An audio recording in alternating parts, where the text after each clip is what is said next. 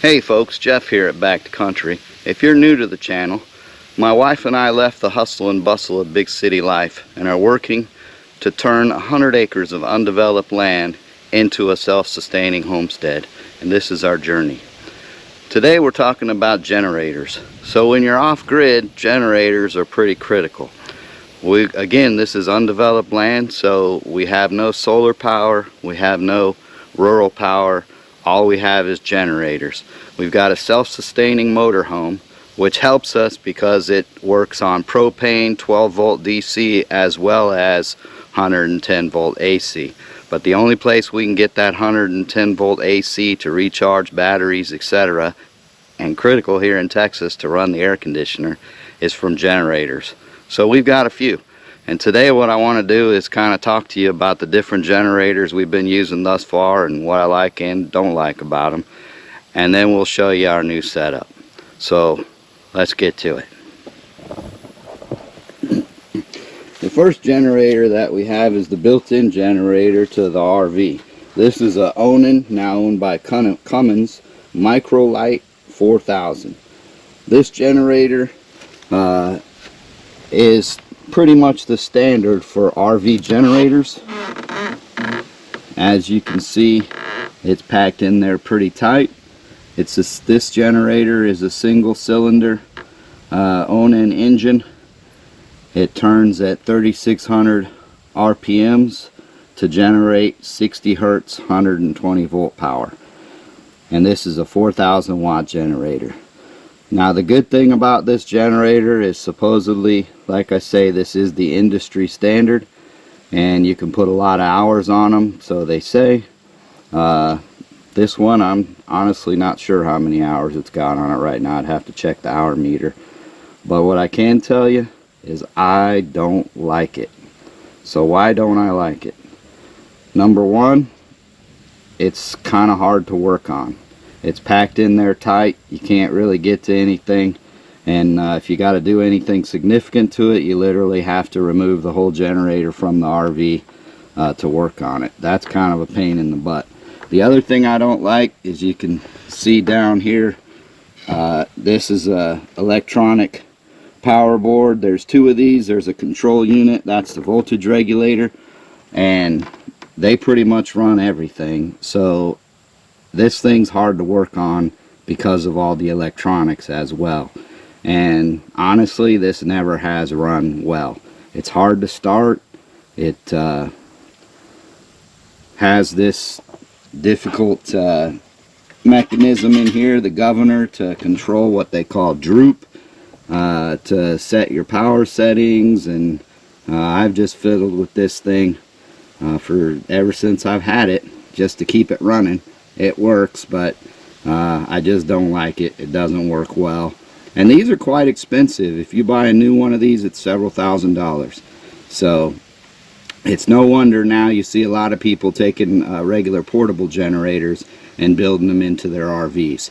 Now I do have another unit similar to this one that I bought off a guy before I really figured things out. And it's a twin cylinder gen set. It's an Onan, for also a 4000 watt generator, and I'm kind of working on that in a portable unit to make it a backup, but that's another project. So let's go take a look at our other generators now. The other generators we've got are pretty reliable. And we have multiple generators because, like I say, when it's hot and you're running the air conditioner, we can't run that other generator 24/7. Sometimes you got to give it a break. You got to take it down for maintenance, to do oil changes and things like that. So we had to have backup generators. So this, I think, was one of the first generators we bought for out here. I actually found it used, I think, on Craigslist or Facebook Marketplace. I don't really recall. But it wasn't running at the time, although it was in pretty new condition. It had just been sitting, and I pretty much knew I could fix it. But I was able to get it for $150, and you know, I don't care who you are, that's a good deal. So I bought this generator cleaned the carburetor, and it started right up and has always run good. What I like about this generator is it has been pretty reliable. It starts all the time, it runs, and I haven't really had any mechanical issues with it at all. What I don't like about it, man, it is heavy. I don't know how much it weighs, but it's a couple 100 pounds easy. So it's hard to move around. Even with the wheel kit on it, it's a real pain in the butt to just wheel from my storage container over to where I park the RV. It's just too heavy. The other thing is, although it's rated at 6,500 watt surge and 5,500 running watts, I don't think it produces that. And the reason is because when I hook it up to my RV and run it with air conditioner and other stuff, I have bogged it down and basically I don't remember if I popped breakers or what happened, but it just wouldn't run everything. And at 5,500 running watts, it should run my RV with ease, because those other generators are 4,000 watt generators. So I don't really know. I just don't think it puts out as much wattage. I haven't done tests and everything, but I don't think it puts out as much wattage as it's advertised to, and not uncommon with Chinese stuff. So the other thing about this generator is availability of parts. I don't see like a simple way to order parts for that. There may be something out there, but I haven't found websites or anything that specify or specifically carry Predator replacement parts, etc. I'm sure you can go through Harbor Freight and get it some ways, but I kind of like things to be easy. So honestly, I don't use this generator very often at all for those reasons. Next is a Champion 4,000 watt, 3,400 running watt. I paid about $250 for this, used but new. So somebody bought it, had plans for it, and never took it out of the box. It was sitting in their storage container, and the wife wanted them to clear that place out and get rid of it. So I was able to pick it up cheap. And what's nice about this one is it actually has a 30 amp RV plug on it, and it's got this nice IntelliGauge, which tells you the hours, the watts, the frequency. I mean, it gives you all the information you need for a generator right at your fingertips, and that's kind of nice.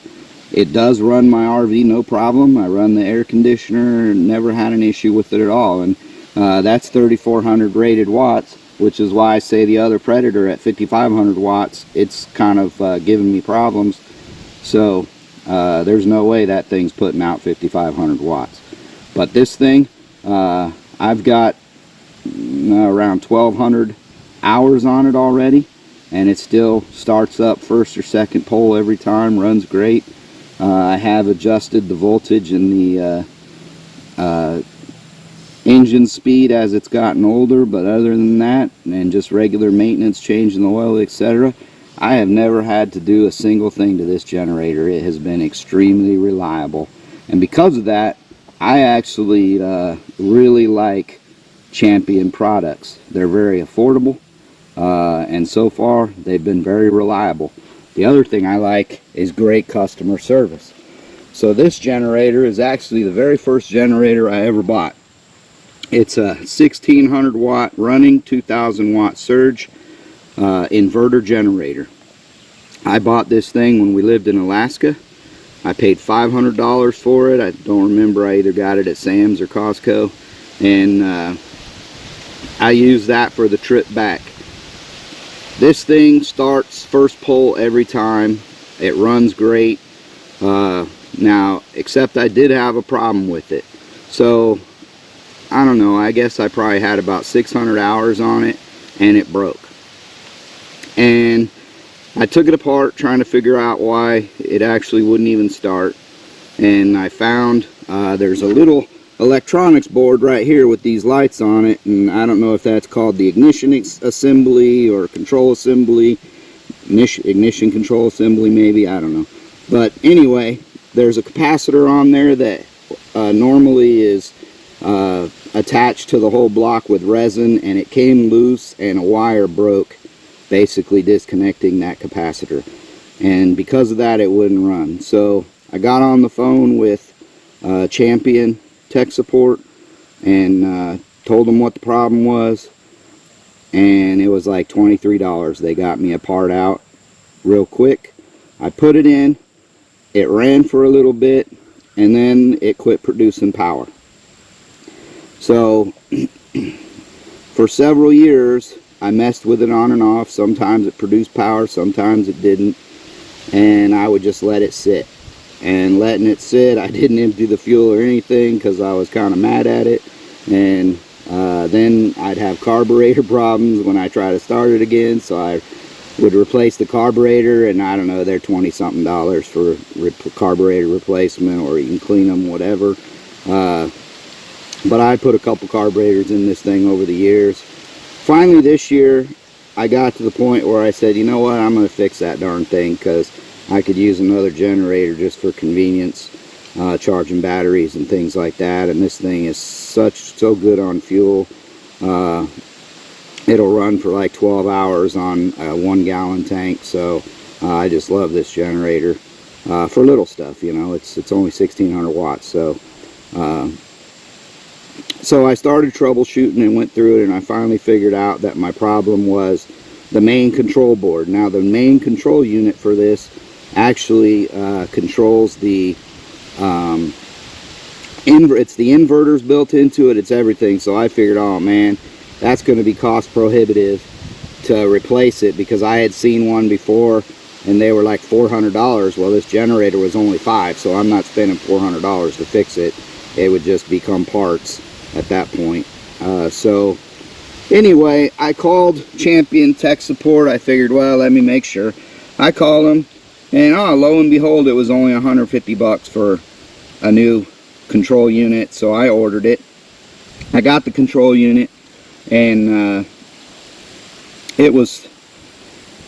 I installed it. It started right up, and it immediately overloaded. So on this, if it's putting out, you get a green light. If you overload it, you get a red light. It's also got an oil sensor. If you're low oil, it'll shut it down. So when it overloads, it basically is like a circuit breaker. It just kills the output, so you got no power. And so it kept overloading without even anything hooked to it. I checked all the wiring and everything, and was like, something ain't right here, because there's no shorts. So finally I called tech support. I told them the problem. I had a really good technician on the phone. He put me on hold, did a little research, came back, and he determined that they actually sent me the wrong board, that the newer units have an internal circuit breaker in the board, and this unit has an external circuit breaker. So they had sent me the wrong board, and that was my problem. He immediately got a new one in the mail to me, the correct one. Didn't make me return the other one or anything, and didn't charge me a penny. So I got the new one in the mail. I put it in, and it started right up. It hasn't overloaded at all. I did run some tests on this, and I hooked a kilowatt meter up to it and loaded it. And I loaded it to 1605 watts. And remember, this running is rated at 1600 watts. But at 1605 watts, it ran perfect, didn't miss a beat, and produced the power just like it's supposed to. So that is a good generator, and hopefully it'll last many more years. But when that one was broken, we went ahead and we got this generator. Now this is another Champion generator. I've currently, I don't know, I probably got at least 500 hours on this thing. It runs perfect, starts on the first pull every time, produces great power. Have had zero issues with this thing. It's very lightweight, it's very quiet. I just can't say enough good about it. I've just had great luck.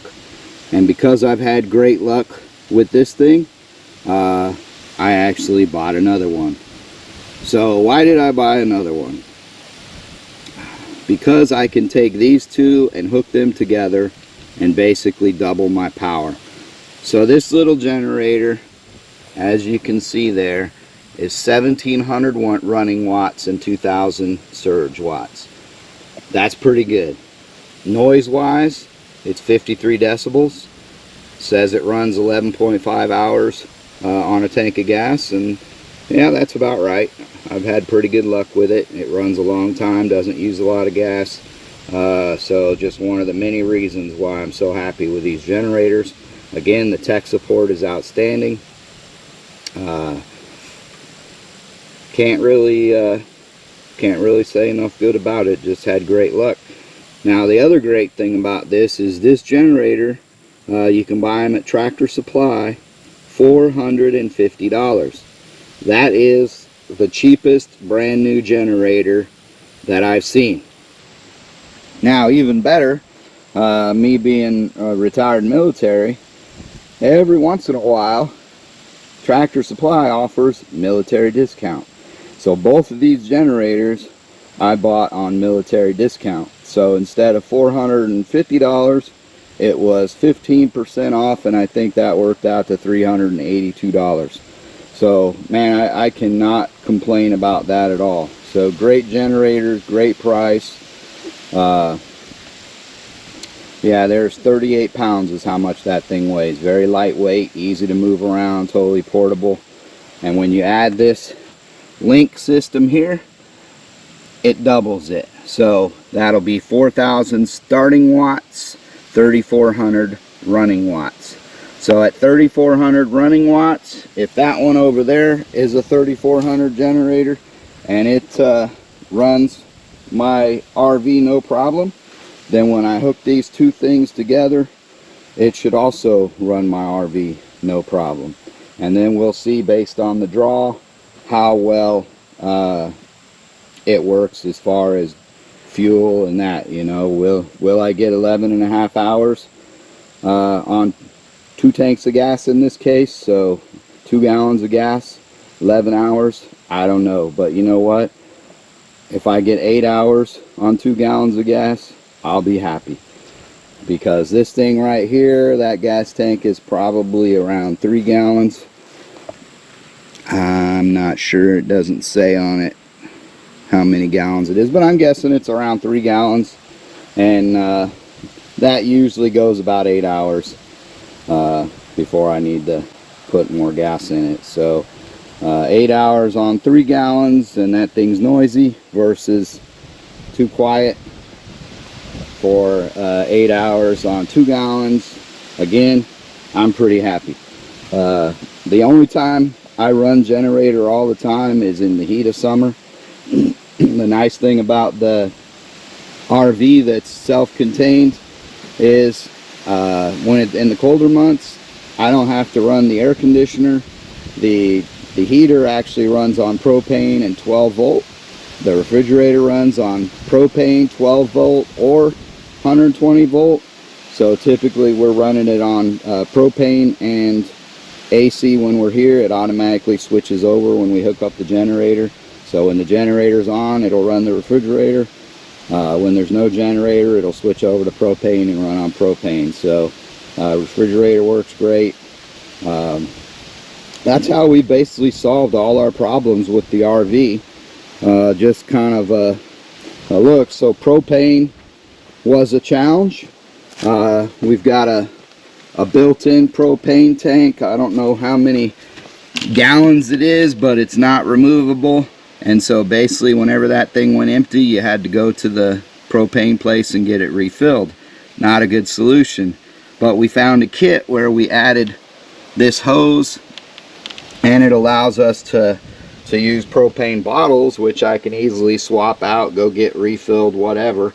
And that's a much better way to go. And I want to say it's called an extended stay kit, and you can get them all over the place. They're not expensive, but it's a very good solution to propane problems if you have an RV with a built-in tank. Typically your motorhomes, that's how they are.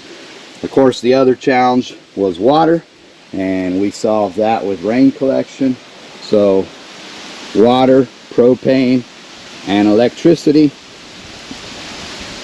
that pretty much sets us up, and we're good to go. So what I'm going to do now, I'm going to go ahead and let's unbox this generator, and you can see how it is coming straight out of the box. So let me set this camera down here and get on opening up these boxes, and let's see what's inside. We'll look at the link after.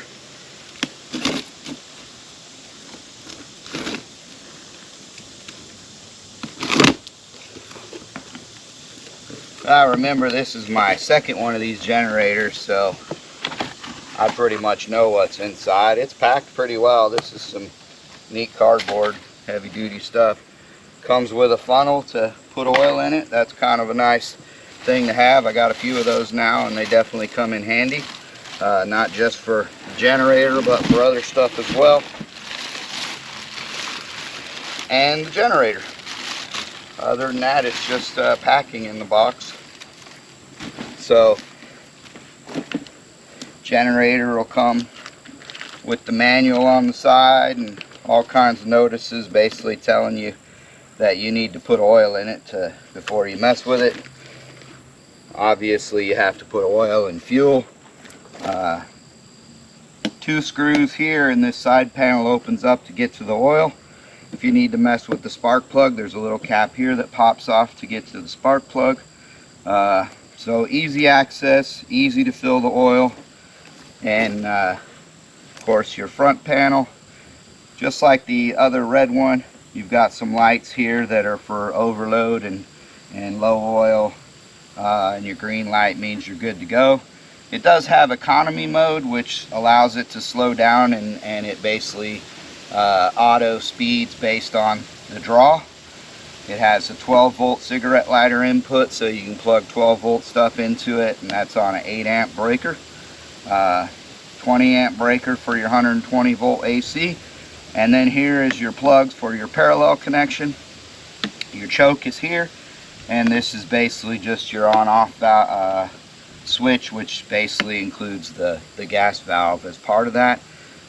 So pretty simple setup, and now that I got 2 of them, both lightweight, really looking forward to trying out this setup.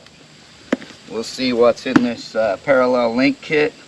Now the good news is that this link kit works with lots of different Champion generators. As long as it's an inverter generator and a newer one, then this link kit works with it. So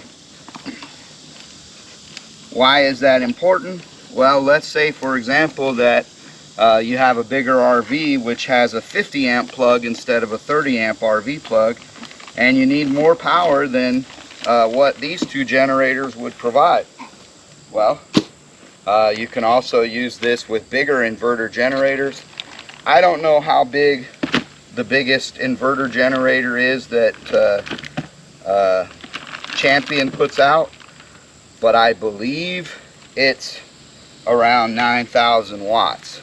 So they've got 3,500 watt, 4,500 watt, and the good news is the generators do not have to be exactly the same. So you could take a 3,500 watt generator and hook it to one of these, and that would give you a 5,500 watt unit.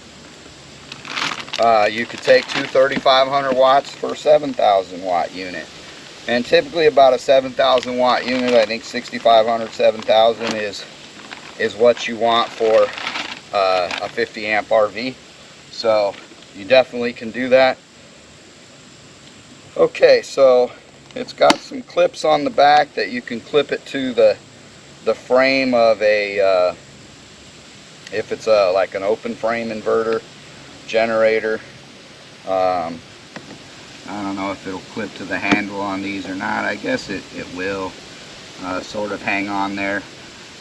So if I just need a place to put it, it at least gives me that capability. We've got the 2 plugs which plug into your parallel connections.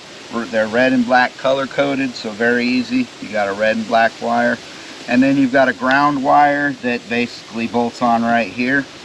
And that's all the connections to the the generators, and then you've got two plugs here. And so these two plugs, we've got a 50 amp plug, and that's typically what your bigger RVs use. And then we've got a 30 amp 3-prong twist lock. That's also 120 volt. And this 50 amp, it says, is 120 volt as well. But actually your RVs, that's how they are. They're 50 amp, and it uses two legs of 120 instead of combining those legs to 240 volts. So you're good to go. Now what I did is I bought a converter plug that's going to convert this 3-prong twist lock into an RV plug, and we're just going to use the 30 amp side because that's what our RV is a 30 amp plug. So let's get this all set up, and we'll give it a try. In the meantime, I've got to put some oil in that new generator and get it ready to go. So I'm gonna shut you off here, and by the miracle of YouTube, I'll bring you back when we're ready to go. Okay folks, we got this thing all hooked up. We filled it with oil, and in case you're wondering, we use the Walmart brand SuperTech 10W30 full synthetic. Why do we use full synthetic? You know, the rumor is that it wears better and seems to have better lubrication on your engine, so we pretty much try to run synthetic in just about everything, and I've had good luck with it so far, so why not? As far as the Walmart brand, it's the cheapest, and I've seen a lot of tests that say it's good, so we use it on our generators. Anyway, we filled her up with oil, we've fueled it up. This one is fueled up and filled with oil as well. We changed the oil on it yesterday, so they're ready to go. So let's see how this thing starts up first time ever. So we turn the switch on, I pull the choke out and give it a yank, and perfect, just like clockwork. Turn on the eco mode to idle it down, and that's how these generators have been for me always. One good pull and they typically start. Hopefully this one doesn't make a liar out of me. Let's see if we can do the same thing. Turn her on, pull the choke, give it a yank, bam, starts right up. And then I put it in eco mode. Generally I run these in eco mode just because they tend to throttle up based on demand. And when there's no demand, they run like this. So, you know, I said these generators were quiet. Well, here's two of them running side by side, and we'll look at the video, but I think you can hear me. So this parallel kit, I've got an adapter here to convert the 3-prong twist lock to the 30 amp RV plug. There, I flip the switch on, and in theory it's powered up the RV. You heard the idle kick up a little bit, so it's definitely doing something. Generally that means the refrigerator and the battery chargers have probably kicked on. I don't have the air conditioner on yet, but we'll turn it on and see how it does. When I was looking at the book on this, the book says that it has to be with at least a 2800 watt generator, but when I went online, they've got a tool to pick which parallel link you need, and I chose two of these generators, and this is the one it told me to buy. So I don't know why the book says something different, but so far it appears to work. We're going to stick with it.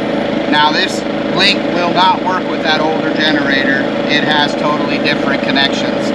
That's why I did buy another one of these, because I knew I couldn't use it together with the old one. The newer ones have some different technology in them. So let me go around, and you're going to hear these things throttle up when the air conditioner comes on. I'm going to go flip that on just to see how they do. I'll be back.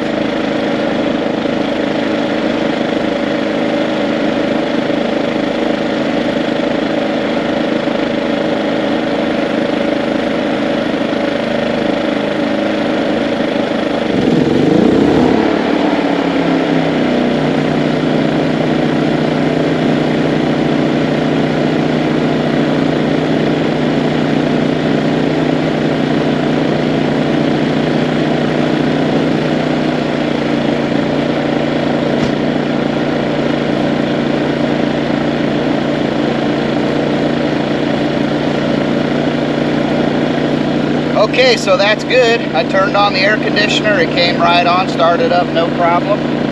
You heard these things throttle up just a little bit. I got a meter that's hooked up to my power in there, and it said with the air conditioner running that we're putting out 118 volts and 60 hertz, which in my book, that's about perfect. So there you have it, folks. Two 2,000 watt generators hooked together using the Champion Paralink and running the RV with the air conditioner. And even running the air conditioner, they're not throttled up all the way, and they are still pretty quiet. So overall, thumbs up to Champion. And by the way, if you compare these to the Honda, I'll put one of these up against the Honda any day, because I'm pretty confident they put out the advertised voltage, and literally, well, actually, based on the military discount, I paid less than half. The Hondas sell for $999, so basically $1,000. These I paid $382. I got no complaints. Thumbs up to Champion. Thanks for watching. Have a great day. God bless. We'll see you on the next one. Oh yeah, don't forget to like and subscribe. See you around.